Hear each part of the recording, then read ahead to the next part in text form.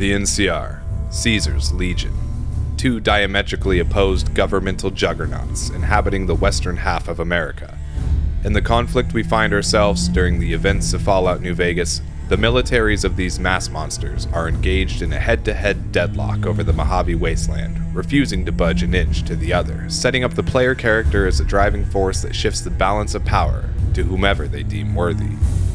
The territories controlled by each faction in-game grant us insight into the modus operandi of their military, but in-game evidence to the operation of their civilian state remains largely ambiguous, more so for the Legion than the NCR.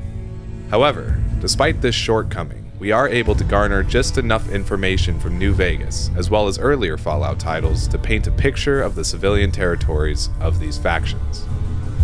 The stage has been set. Dear viewers, welcome to the Wasteland. To truly understand civilian life in the NCR and Legion territories, a brief understanding of what the factions represent to the grand narrative of the game must first be established. Both factions are a rehashing of the past, old world ideals revived and brought into this new post-apocalyptic era, with the new California Republic being analogous to the pre-war government, a republic with all of its benefits and all of its flaws. Meanwhile, Caesar's Legion is a rehashing of the ancient Roman military annexation state, specific to the operations under Gaius Julius Caesar during his campaigns in Gaul, what is now modern-day France, a true totalitarian dictatorship, where all must render unto Caesar. Just like their pre-war counterparts, civilians in the NCR are typically citizens of the country, or soon-to-be citizens that live in annexed territories, such as Vegas. Meanwhile, the civilians that occupy Legion territories are not citizens at all, as the Legion government doesn't support it. Rather, they are subjects. The life of the individual is vastly different for each faction as well. The subjects in Legion-controlled territories are not enslaved, as the Legion only enslaves tribals, with few exceptions, and they enjoy predominantly peaceful existences, with abundant food, water, electricity, trade, and safety, with their only real worry being running afoul of the Legion. In the NCR, the life of a citizen is much as we would expect for those in pre-war America. With the boom of industry returning to California, most citizens in the NCR work a 9-to-5 job, have the freedom to start their own enterprises, and vote in their governing body. For the most part, NCR citizens enjoy a peaceful existence as well, with the only caveat to that being the NCR's ever-inflating currency, crushing taxes, and the ever-looming fear of conscription causing some of the citizens to seek brighter horizons. The inner workings of the economic system of these factions has always been a point of contention due to the format of their currencies and the heated debate around taxation. As previously stated, the NCR citizens face heavy taxation under the NCR government, causing a deep wealth divide between their upper and lower class, while the subjects of the Legion do not apparently face taxation whatsoever. In a conversation with Dale Barton, an independent trader from Arizona, we learn that it's more profitable for him to trade in Legion territories, as he's heavily taxed when trading with the NCR, not to mention the added cost of hiring security to protect him on the lawless NCR border. Dale Barton's account, while compelling, doesn't offer us much insight as to whether the subjects of the Legion territories pay taxes or not, due to this conversation being about the business of trade specifically, as well as his complaint levied against the NCR regarding the amount of taxation he faces when trading with them, implying the possibility that he has to pay taxes in Legion territory as well, albeit much less. Based on how the Romans handled taxation in their territories, it is my belief that subjects still have to pay taxes to the Legion in order to fund their campaigns. This money is then put in a treasury and used to refurbish and expand upon the infrastructure of towns, cities, roads, etc., and to pay the troops, who then buy food, water, and supplies, keeping the money in active circulation. Since the Legion is primarily a raiding force, they would be able to keep taxes low in their territories, as the majority of supplies would be requisitioned whilst on campaign. And since we almost always find legionaries carrying denarii, it's safe to assume that they get pay of some sort. This is nearly a mirror of how the NCR conducts their economics, with the necessity for higher tax rates coming from a myriad of factors, such as political corruption, greater demand for upkeep of a standing army, increase in maintenance cost of infrastructure, and replenishment of the treasury after Vegas bleeds them dry. While the NCR's fiat currency maintains its value in the core of its territory, its worth has over-halved on the frontier, sinking its value when converting to caps and crippling the NCR's purchasing power outside of its own territory. In contrast, the Legion adopted the ancient custom of self-backed currency, opting to generate coins out of precious metals. This type of currency was also in use by the NCR prior to the destruction of their gold reserves during the Brotherhood War.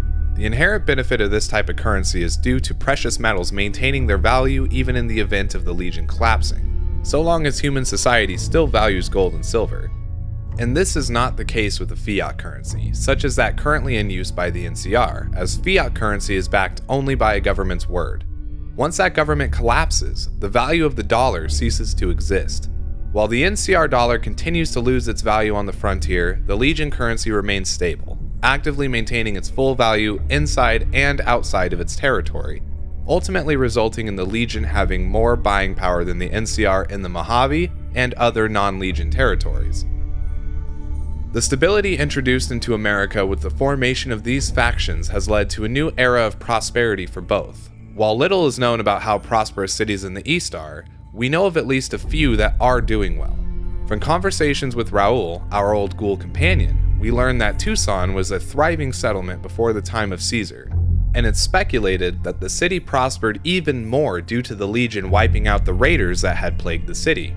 Furthermore, cities such as Phoenix and Flagstaff are confirmed to have long been under Legion control, with Flagstaff even acting as the Legion's capital. Based on the stability introduced into the region with the arrival of Caesar's Legion and the economics Caesar has established, we can assume that they are well on their way to being equally as prosperous to those in the West, and we know for certain that the West has benefited greatly. By the events of New Vegas, the NCR has re-entered the modern age with the re-implementation of industrial manufacturing for arms, armor, vehicles, tools, equipment, etc. They have also seen massive success with livestock and agriculture, leading to food markets being a common sight yet again. The citizens work jobs and are able to buy property, and nearly everything inside their core territory has been scavenged, leading to the picture of a clean, well put together, and prosperous community. With a confirmed population of over 700,000 by 2241 and an estimated population of over 1 million by the events of New Vegas, the NCR is considered to be the largest nation in the post-war United States and is often viewed as significantly larger than that of the territories of every other post-war faction, Legion included. Unfortunately, there isn't any evidence of Legion-controlled territories' total population to compare against. Entering into conjecture, it is my belief that Legion territory has an equal civilian population to that of the NCR, due to their empire spanning 4 states, all with several massive cities, as well as the Legion's reluctance to conscript their subjects, meaning they are safe from harm and allotted all resources they need to safely have families. And if they don't have more population as of yet, it's highly likely that they will in time. The NCR's total population is staggering, but it should be noted that they suffered heavily from years of infighting, a factor that is currently non-existent in Legion territory. The Brotherhood War killed thousands of NCR citizens, with the 3-decade-long expansion into the Mojave killing thousands upon thousands more. The only factor that I believe leads to the NCR having more population than the Legion is their age. The NCR has been around for 92 years, while the Legion was formed a mere 34 years ago. Obviously, with time comes greater possibility for numbers, but the sheer amount of people who survive to exist in Legion territories shouldn't be underestimated. Another point of contention when referencing the population of these lands is the Legion's treatment of tribals, being famous for eradicating many tribes outright, which would obviously decrease the area's population. And this is wholly accurate to some degree. While the Legion seeks to assimilate tribes, there have been several who have proved too debased to be assimilated. An example of this can be seen with the Fiends. Caesar uses their services in battle against the NCR, but should he win the final battle of Hoover Dam, he opts not to integrate them, and instead eradicates them due to their over-reliance on Kims. What's not often noted is that the modern NCR doesn't usually absorb tribes at all, often opting to eradicate them outright. In fact, this exact draconian method is what led the would-be President Kimball to massive popularity as a military general, and the citizens of the NCR definitely did not complain about the increase in security in their territory. It's widely known that the NCR experiences more safety hazards than a country of their size should. What's not commonly known, however, is that these security risks, such as the aforementioned tribes of raiders, occur largely on their border.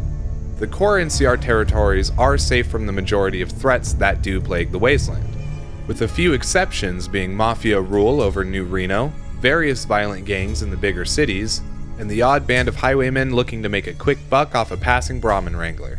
Crime is handled by a judicial system much like it was in pre-war America, so any crimes such as theft, assault, or even murder are investigated by the police, an arrest is made, the criminal is tried, and when found guilty, imprisoned. In Legion territories, all criminal organizations and most individual criminals have been killed or driven off, with the majority of hostile wildlife completely eradicated. So safe in Legion territory that traders can often travel freely without guards, and when someone does step out of line, they are dealt with harshly and immediately, as Caesar does not allow for such delinquency. One interesting point I would like to open up a dialogue on are the religious beliefs of the civilians within these territories. We know Caesar's legion follows the cult of Mars, but it's unclear if this religion is even taught to those outside of the legion, let alone worshipped. I can't imagine it wouldn't at least be taught, as everyone who believes in Caesar's holy mission would make a valuable ally to his cause. But to put it bluntly, this is pure conjecture. As for the NCR, they don't have a state-run religion due to their principles of religious freedom, and we don't have any evidence of a specific religion practiced by the majority of citizens. But we are aware of a few religions practiced within their borders, including Dharma, the original religious beliefs of Shady Sands, Hybology, likely Mormonism due to the NCR's proximity to New Canaan, and various cults worshipped by gangs like the Vipers. In the world of Fallout, we are presented with a myriad of factions, each showcasing their own system of governance to control their individual territories, from political ideology to economic process and industry. With the NCR and Caesar's Legion, we have two of the largest, most successful factions in the canon of the series, controlling a fourth of the entire landmass of the mainland United States, and clashing in the largest and deadliest conflict this country has seen in 2 centuries. Whomever the victor, it's undoubtable that the lands of each faction and the civilians contained within will be irrevocably changed forever.